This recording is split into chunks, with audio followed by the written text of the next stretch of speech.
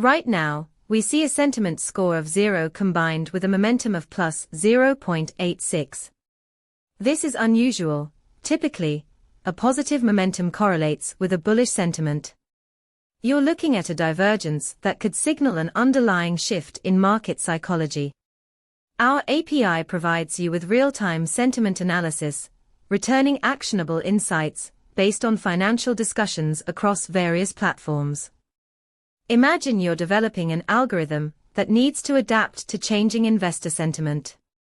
This divergence could help you refine your trading strategy by highlighting potential volatility ahead. Curious to dig deeper? Check out our documentation at pulsebit.lojenterprise.com/docs.